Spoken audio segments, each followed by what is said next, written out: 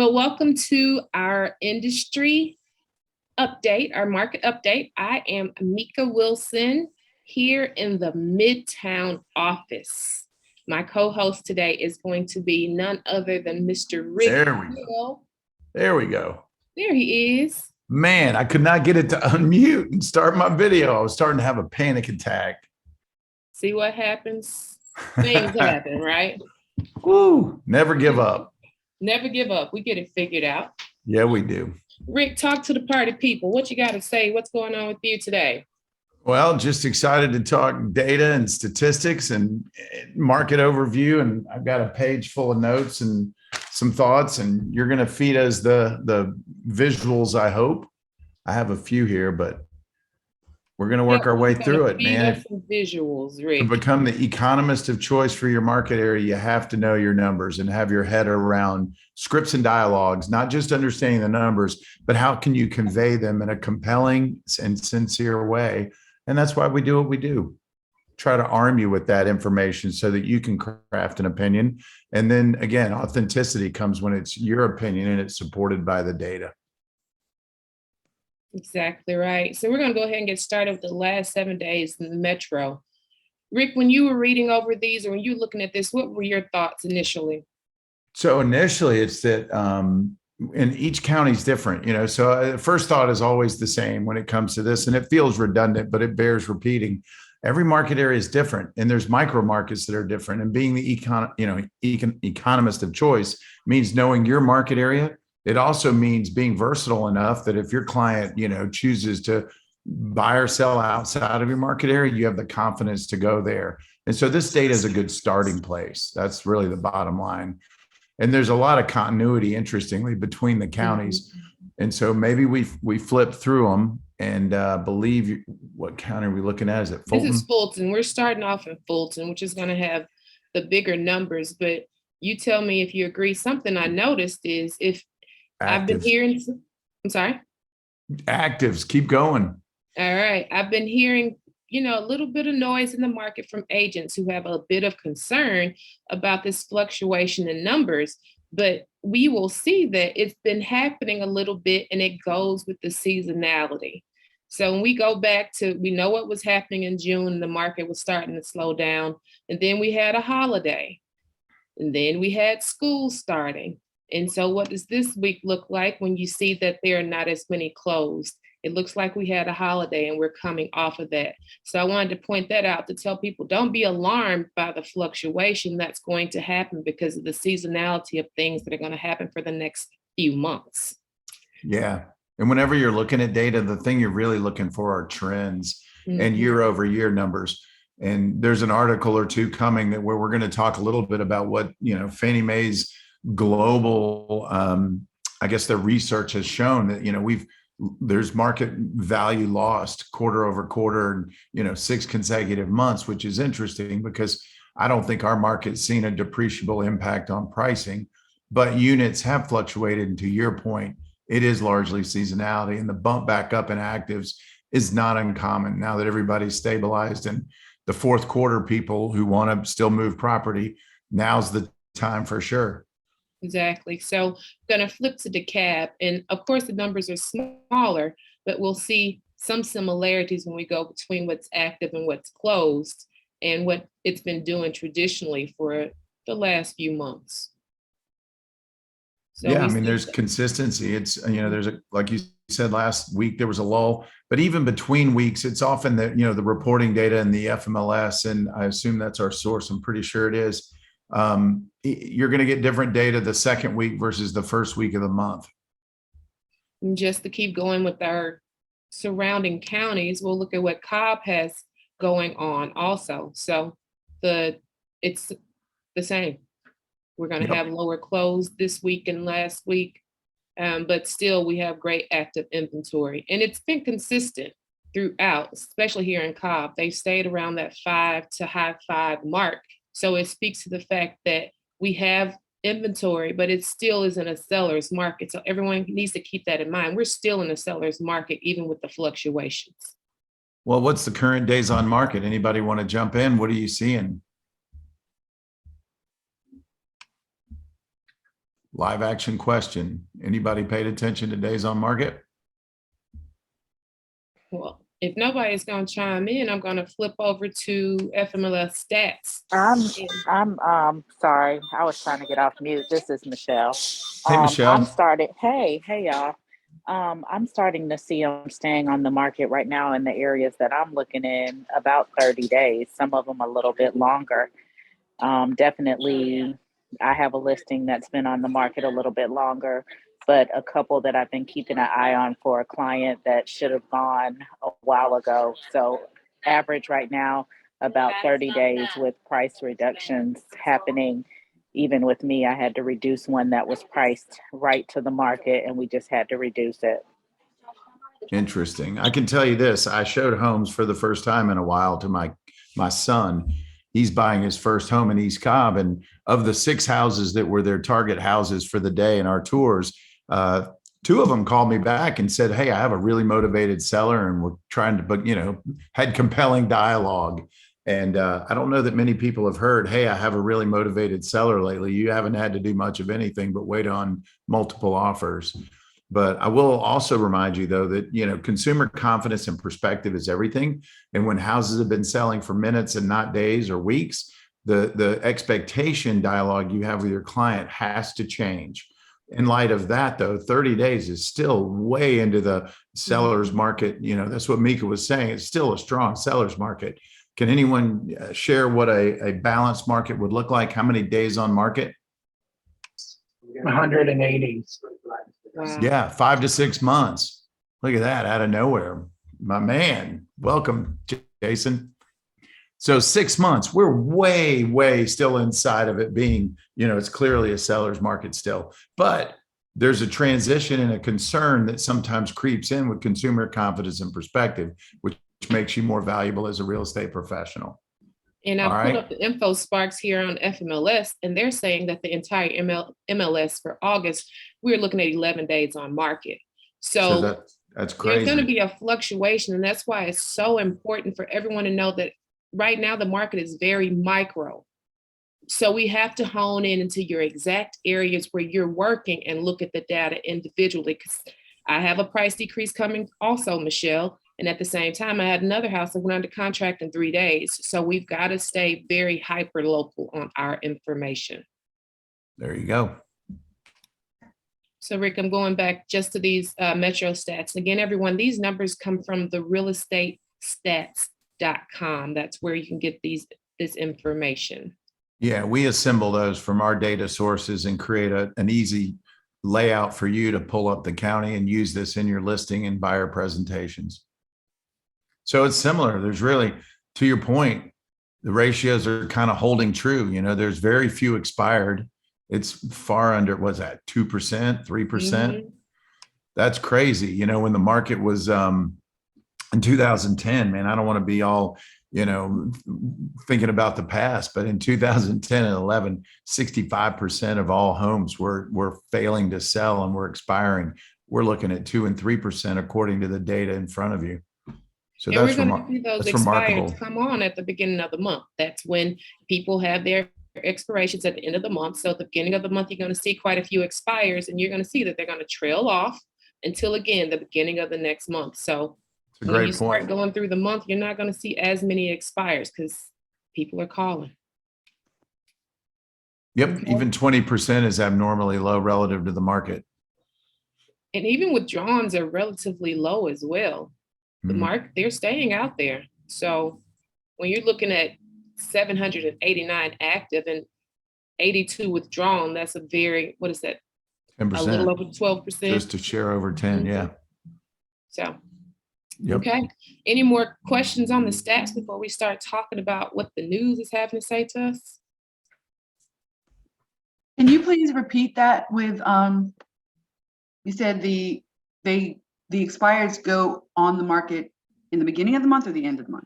So they hit at the end of the month. So these numbers are going to show, like as of 8/1 or the early couple weeks of the month, you're going to see more expired. You're not going to see those numbers reflect in the last week of the month because they won't hit until the 30th or 31st, however that falls. So that first week, second week.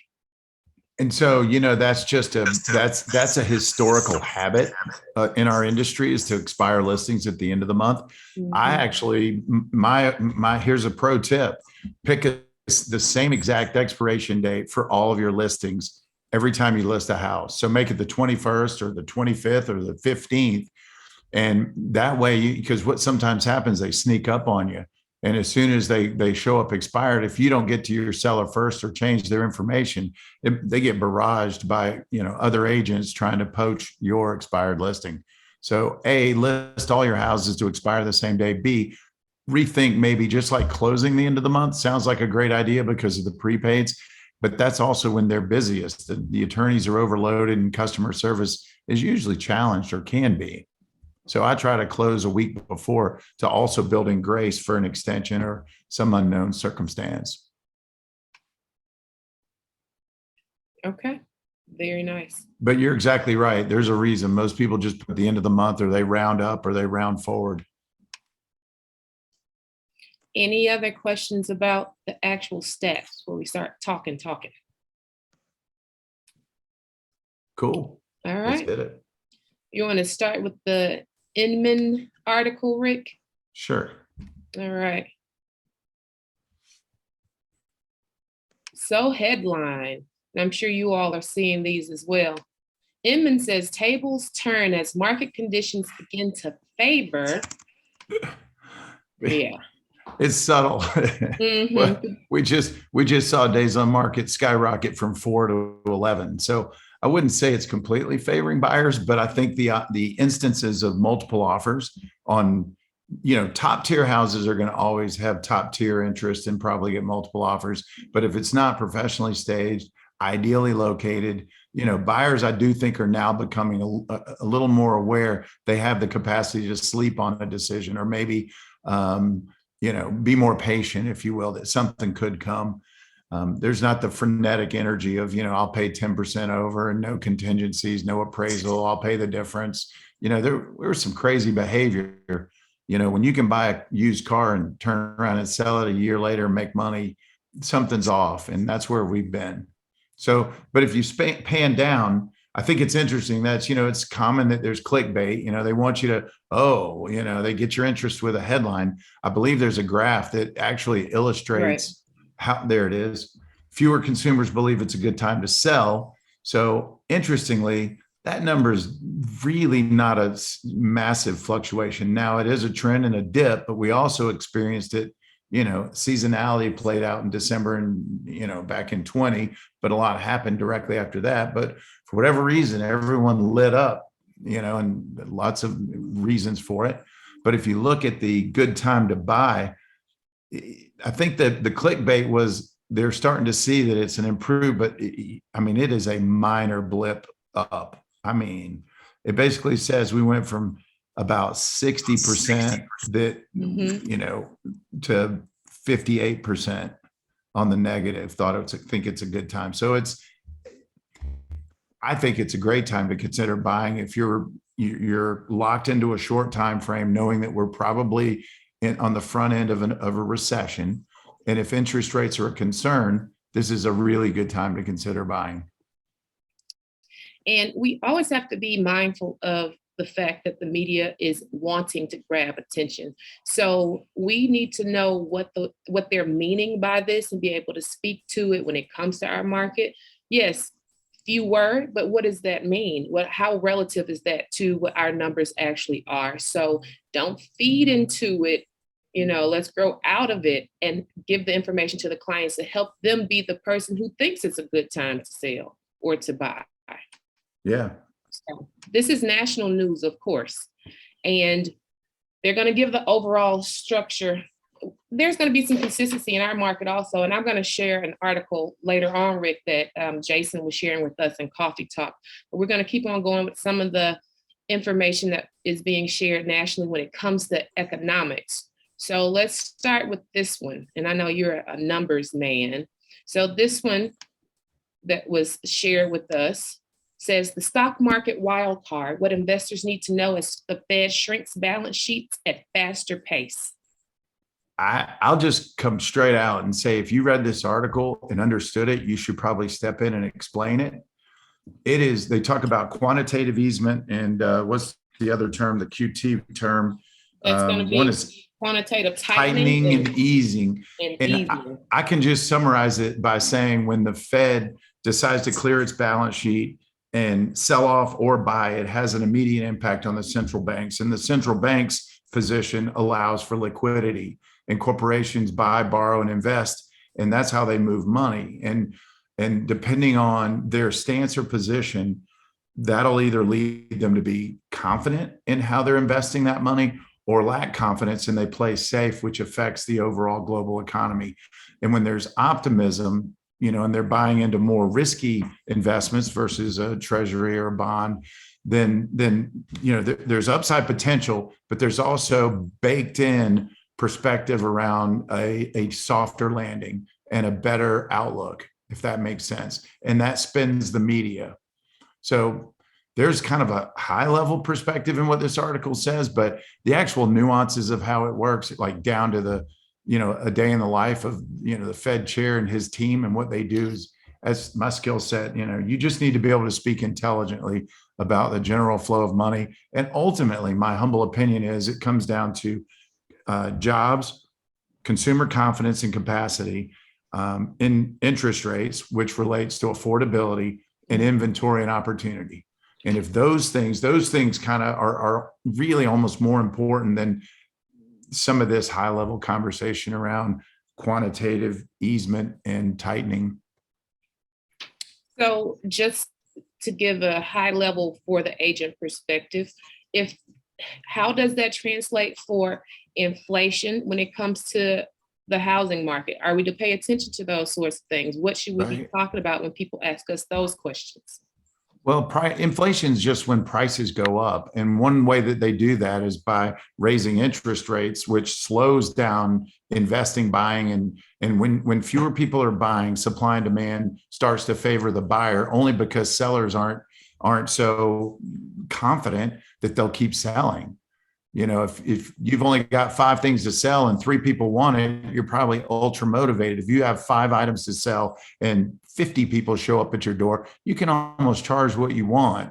And so the Fed's goal is to control and manipulate, and it comes down to interest rates and moving money for central banks. And some of it has to do with, again, even corporate confidence to keep raising prices. And so they're trying to slow things down so that we get to a more balanced place. And that's the sole purpose and their goal. Right. One note I made when I was reading these articles is, yes, we can know what that means, but we need to seize the day. Do what you are supposed to do every day to make sure you are taking your unfair share of the market. While some people are running scared, look fear in the face and get it done, because now is the time to take our unfair share. There is one more. And it comes down to conversations with your clients, the one-on-one skills with consulting them, because, one thing I would recommend you do is don't assume people understand any of this. Most people don't. All they understand is what they see on the news or what someone tells them in their family or in their circle or sphere. And so my best advice is understand enough for yourself to have an opinion, but then instead of entering conversations professing facts and truth, the best way to approach it is ask them what their experience and understanding is, and let them guide you to the best answer that supports their opinion. And if it's completely opposite of reality, then certainly your job as a fiduciary is to help, shed light and help tailor their perspective to a more accurate way, in a more accurate way. But it's really, consulting skills become far more important when there's volatility, uncertainty, and mixed signals sometimes. I can tell you this, there's opportunities in every market. There's not, in fact, some would argue there's no good or bad market. There's just a market. And you have to find the market at a moment of the moment and the opportunity.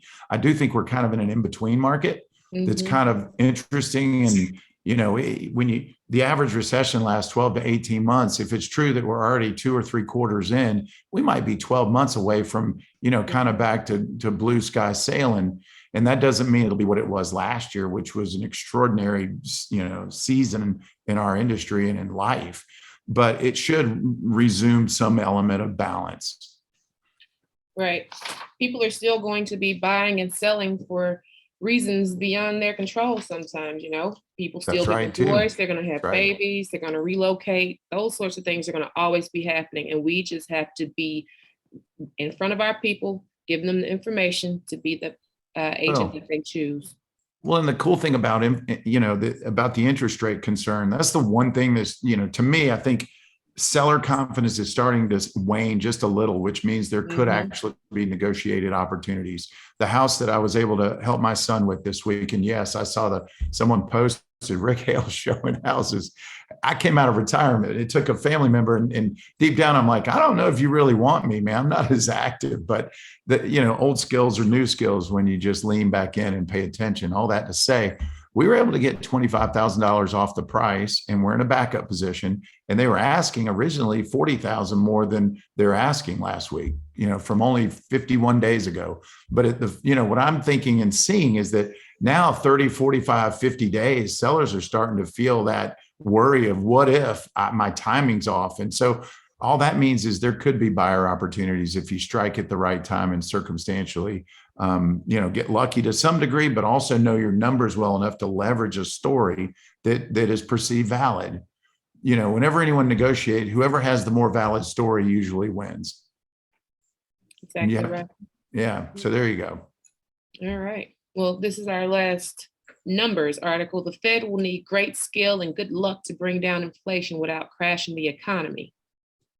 So I think that speaks to what you were just talking about. If we're already in a quote unquote recession, then we're partially through it. So still keep with that language. We are not looking at 2008 through 2012. That opportunity is not going to exist. Let's stay in front of what is happening. Yes, the Feds are supposed to meet again. I think it's on the 21st. That doesn't necessarily mean that's going to reflect in mortgages. It may or it may not. Let's get in front of it. Use it as some dialogue to maybe talk to some buyers or some sellers to help get them off the fence and create some urgency in what they are planning to do in the market. Use it responsibly. That's awesome advice, Meka. And, when there's uncertainty and there's fluctuations in the storyline and the narrative, that I think you're empowered. Now you have more value than ever as a real estate and economist of choice, if that's your goal. And the cool thing too about interest rates rising, if that drives demand down a little and supply up a little, again, that means opportunities. And we all know how it's not that hard to refinance when the market shifts again. And so it goes back to quality conversations around affordability, lifestyle, and budgets. And that's just a huge consulting opportunity for somebody to look at. And I'm also seeing, I get this, Shelter Mortgage is one of our preferred lenders in our office. We have a few and they're all wonderful, but they put out something called the Shelter 6. And I thought their information was interesting. They've come out with a new product, a 40-year loan. And the first 10 years is interest only. And I can only imagine if it's going back to, if you believe in the long-term viability of investing in real estate, that, and you can buy time and the numbers hit your budget and create a return on investment that's both quality of life and affordability, then that could be an awesome product as long as there's not a penalty to exit soon. And I'm not sure what the rules are. And there always are rules, but as interest rates go up, lenders, and realtors alike, we're a strong force. We only make money when there's transactions. And that means that the smartest people in the room are going to get creative and find ways to still promote transactional opportunities for quality of life and investment. So I found that interesting. And appreciation is still predicted to be 4%, give or roughly, which that's really actually back on the 100-year trend line. That's not, that's fairly common. You'll own it 10 years and you get a 40% improvement.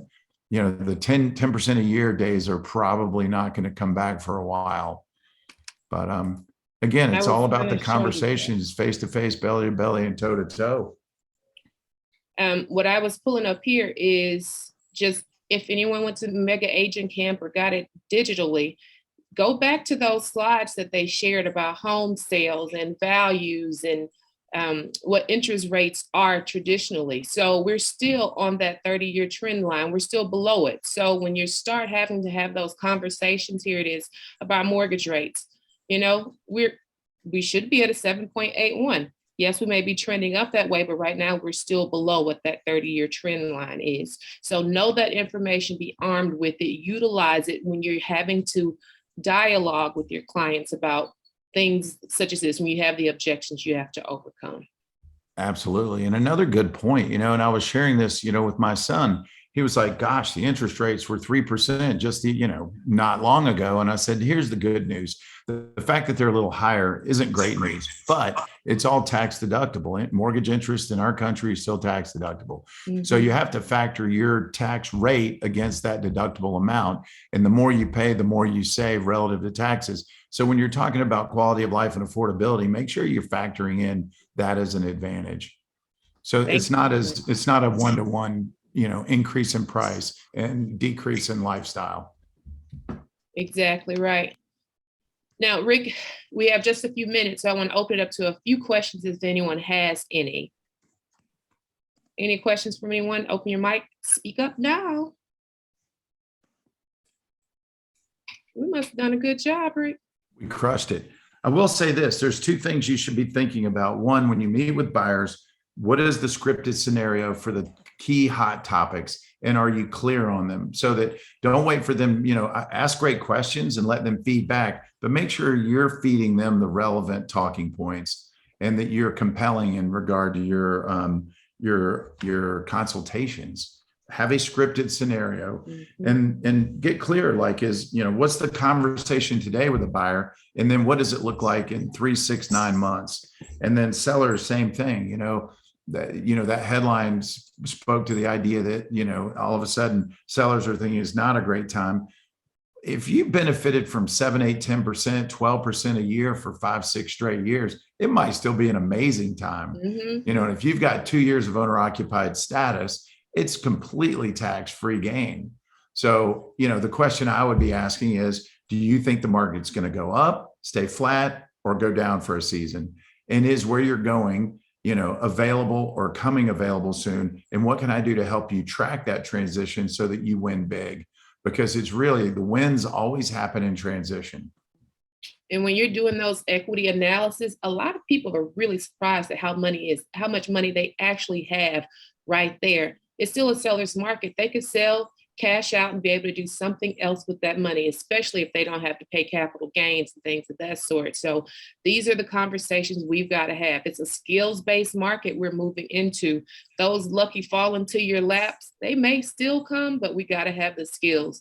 Make sure you're getting on your dialogue calls every morning so you could be practicing these objections and how we overcome them as the market continues to turn. What we say one week may change next week. What you say in Decatur may not be the same as in town, or so I said Midtown. So let's stay in dialogue, have that morning routine that is including that dialogue practice. Yeah, track your micro market so that you're, again, the expert for your area. Awesome, guys. Appreciate you. Thank y'all. Have a good day.